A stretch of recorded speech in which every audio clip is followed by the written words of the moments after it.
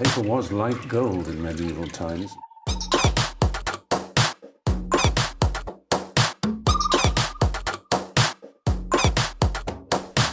Oh, not tobacco, sugar. That everything we thought we knew about the world might turn out to be completely wrong.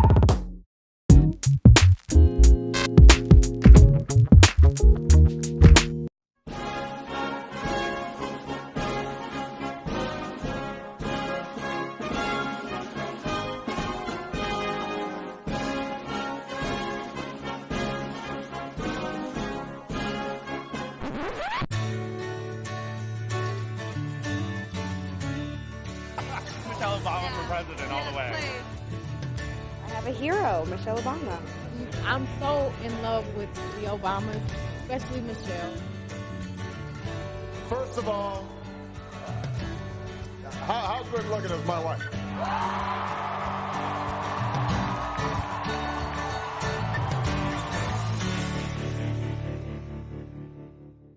The First Lady of the United States of America is exposed to just as much scrutiny as her husband.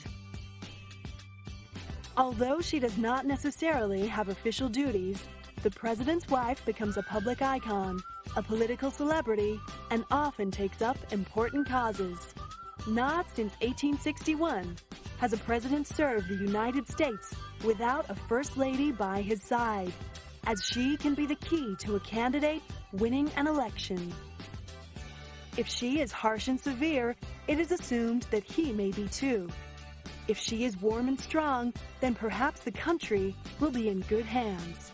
The image they project as a couple can reflect the mood of the administration and the nation that they represent. And that public image can be defined by the First Lady's sense of style.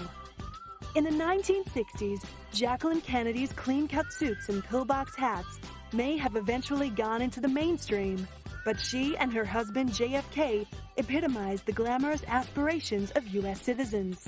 More recently, First Ladies Hillary Clinton and Laura Bush stuck to conservative pantsuits and dark colors.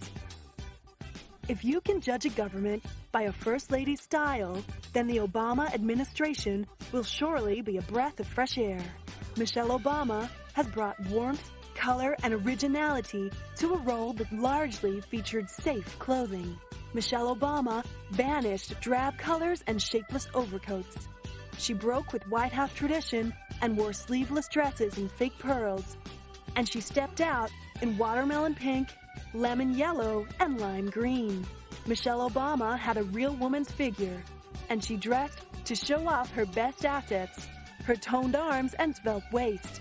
And just like every woman in America, she showed that she was real by shopping at Target and the Gap and wearing the same thing twice.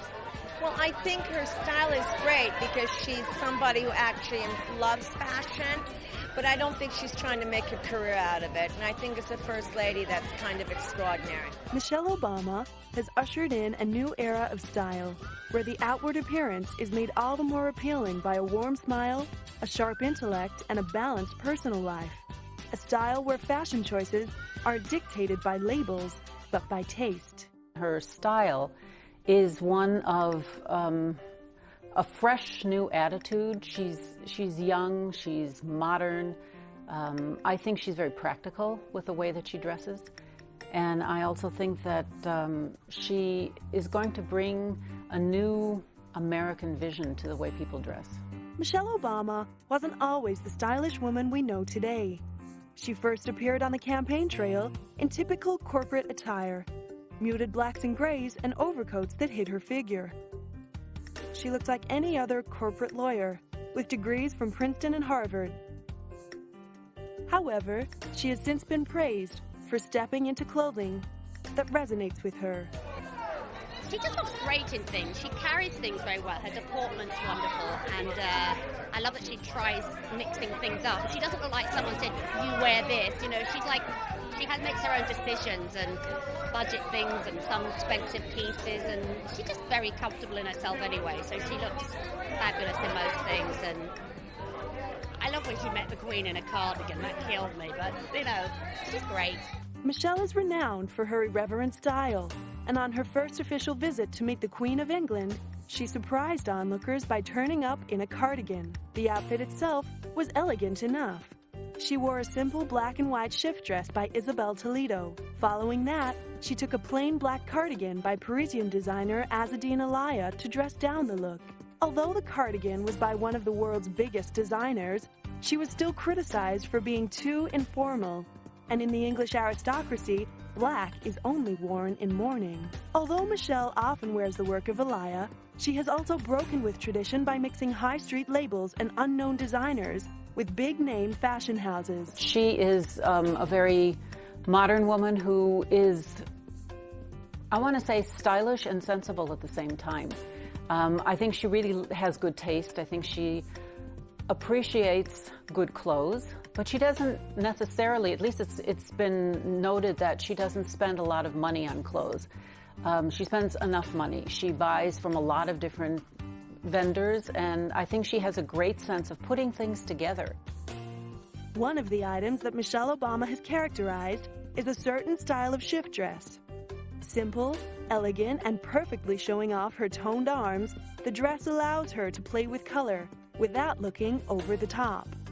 She loves dresses. At Style.com we did a story called the Michelle Obama shift dress, and we're just seeing so many of those dresses now. Little sort of sleeveless, silhouette, nipped in at the waist with a little flare to the knee, and that's sort of become her signature look.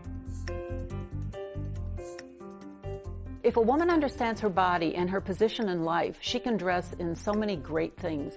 And I think Michelle is going to be a wonderful example to all of us with that.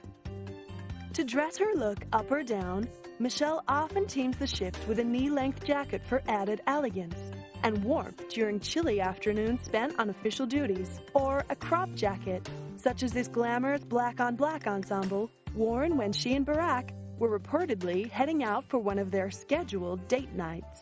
Wearing clean, simple lines has allowed Michelle to play with bold, statement-making colors. She stands out as the woman in pink in a sea of drab suits. Michelle favors contemporary, unusual tones, avoiding anything safe or overused. In terms of her style, she's also, she loves color. She looks amazing in those jewel tones that people talk about, the reds, the blues, the purples. One of Michelle's more controversial color choices was the lemony green she chose for the presidential inauguration.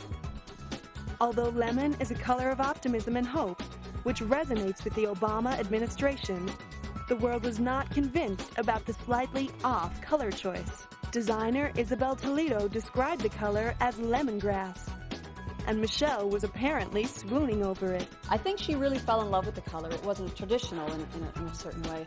And I didn't want it to be a flat color. That's one of the reasons why I picked that lace, because it has all the ins and outs and all the other colors that are inside. So it also represents what America is, all the other different colors that are within the country. You know, so I just wanted to capture a certain emotion in this garment, a certain feeling of hope, really. Even though the rest of the world might not have agreed, Michelle's choice certainly got people talking and put Toledo on the world stage. The outfit featured intricate lace detailing on the matching dress and coat, with satin-backed boule guipure, commonly used in French haute couture. Michelle reportedly could not confirm whether she would wear Toledo's outfit until the morning of the inauguration.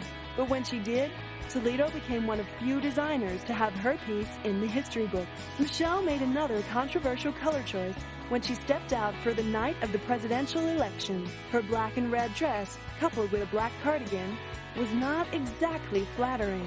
Critics have stated that perhaps on this night, our new demigod of style simply got it wrong. Although Michelle may not have looked her best, she managed to visually tie the family together for this important event, showing their unity as a family. The red reflected the American flag and was bold, fresh, and contemporary, much like the Obamas themselves. Michelle also chooses loud prints, often in floral designs, to make impressive graphic statements. Meeting Carla Bruni, she chose a jacquard purple jacket by favorite designer Ta Kun, emblazoned with poppies. with a matching dress that featured the same design in reverse colors. One of Michelle's signature items has to be the belt, which nips in her waist, instantly giving the simplest cardigan or shirt a tailored look. She also layers belts over simple dresses or cinches them in with a corset. For the Time 100 Gala, Michelle stepped out in a slimming Michael Kors dress, teamed with a corset by Peter Saronin and a necklace by Lorraine Rodkin to give it all an elegant twist. The effect was classic and modern. Michelle often uses oversized jewelry and unusual accessories to update and refresh her outfits, or to simply provide eye-catching glamour. Seen here with a green flower on a simple yellow dress, she instantly lifts the whole outfit. Mixing two bold colors together might be considered too over the top for a first lady, but Michelle manages to keep the look clean and fresh. And this oversized jewel on her simple jade green dress gives a clean outfit some pizzazz.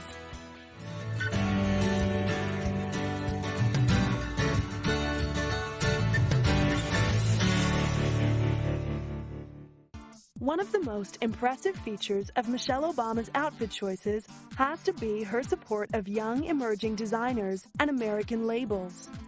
One of her favorite little-known designers was Jason Wu, before she made him a household name. Born in Taiwan, Wu studied sculpture before moving into fashion design, interned for Narciso Rodriguez, and has now made his name dressing downtown starlets. He blends Park Avenue preppiness with whimsical chic. His pieces feature clean, classic lines, incorporating bold colors and prints.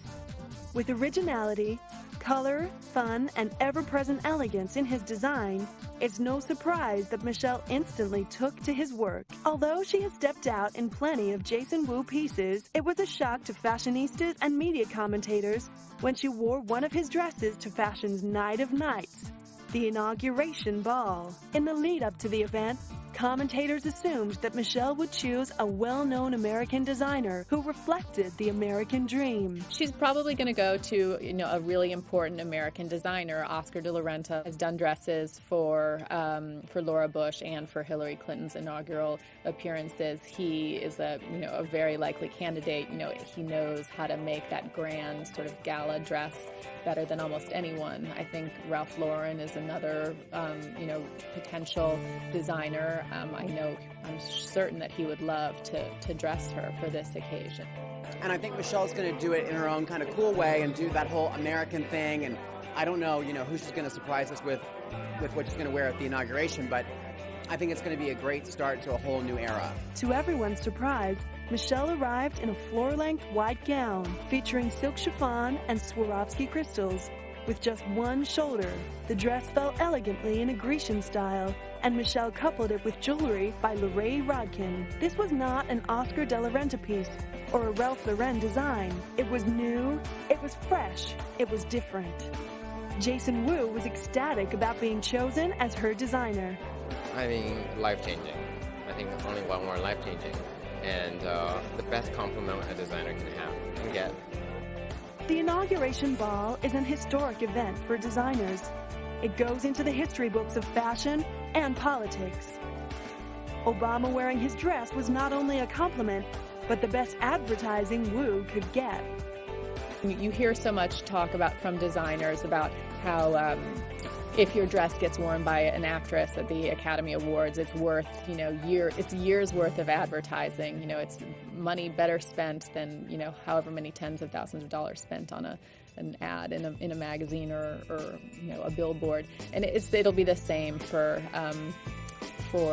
Michelle Obama on inauguration night, but even, tenfold, because it really is, a moment in history that will be remembered forever. It seems that for important events, Michelle has almost purposefully steered away from the big-name fashion houses, giving up-and-coming designers some much-needed publicity and kudos. Being a very, very young company designer, just almost 3 years old, it's been really great to have a lot of influential women that change the way I design, change the way I look at fashion. Isabel Toledo, who was responsible for Michelle's inauguration day lemongrass dress and jacket, is thankful for the exposure she has been given. And at the end of the day, I always think the most amazing thing is that she likes my work. And it's not a big brand, it's not a big label, it's a small business, self-owned, it's all made in America. It's all these things that the odds can also be against you if you're not a big corporation. But she chose to represent. She chose to represent someone like me by choosing to wear my work. Cuban-born Toledo was proud of her U.S.-made creation and impressed that the First Lady continues to support the American fashion industry, even if it means going out on a limb. Toledo, who is known as a designer's designer, take risks with fit, fabric, and pattern. But for all who dress her, the sense of styling someone with taste and a sense of themselves is always a bonus. I think, dressing Mrs. Obama for me has been such a pleasure because she really is indicative of, how so many modern women want to look. She enjoys fashion, but she doesn't want it to rule her life. And I think she likes playing around with clothes, expressing herself. She knows that fashion's a big part of expressing yourself, and it doesn't mean that you're any less intelligent or less brilliant, because she's all of that. And she's really been a great flag waver for American fashion around the world. And not every First Lady has waved the flag for American fashion. I think that she put a lot of color, into politics, and, I think that a lot of women admire her. Michelle Obama has broken the mold for First Ladies. She offered a breath of fresh air to the White House after the older Hillary Clinton and Laura Bush, who, in terms of style, both veered towards the conservative and the designer, everything Michelle Obama has chosen not to do. Clinton favored long sleeves and wore clothes that tended to hide her shape. Michelle's direct predecessor, Laura Bush, played it safe with pantsuits in dark grays and navies. Well, the thing that's different about Michelle Obama versus the more recent First Ladies, she's a little bit younger, yes, but she also happens to be in great shape. And so I think that you'll probably see a lot more skin than you did, say, with Hillary Clinton or Laura Bush. Hillary Clinton both times, I think, wore very high-neck dresses with long sleeves. Perhaps the closest comparison drawn to Michelle is Jacqueline Kennedy. Not since Kennedy donned a smart suit and a pillbox hat has the world been so fascinated by a First Lady. Kennedy commissioned French-born designer Oleg Cassini to create an original wardrobe for her as a First Lady. Cassini fashioned many of her most iconic outfits, including her Inauguration Day fawn coat and the Inauguration Gala gown. Aside from Cassini, Jacqueline was also a friend of French labels Chanel, Givenchy, and Dior. Regardless of the designer, Kennedy's clean suits, sleeveless A-line dresses, and pillbox hats sparked huge commercial trends, with young women around the world longing for the Jackie Kennedy look. After her years in the White House, her style shifted from campaign wife to glamour girl. She favored chic, wide-leg pantsuits, gypsy skirts, hoop earrings, and famously oversized sunglasses, coming into her own as Jackie O. But while Jackie employed her own designer and stuck to high-end French fashion houses, Michelle Obama is positioning herself as an equal to real women, fiercely proud of her working-class heritage. Even that other fashionable First Lady, Carla Bruni, can't compete with Obama. She tends to choose muted grays and lilacs instead of Obama's vibrant hues. But, to her credit, she upholds her Gallic lineage by almost exclusively wearing French designers.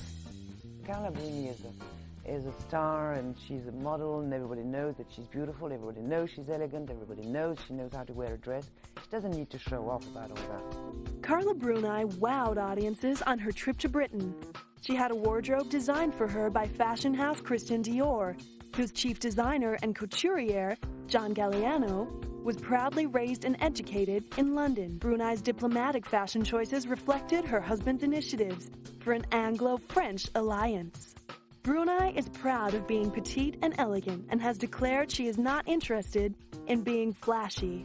preferring instead to stick to well-cut silhouettes, defining her hips and waist, and preferring somber tones, subtle jewelry, and ballet flats to high heels. But for all their fashion differences, it is clear that Brunei has a huge respect for the vivacious Michelle Obama.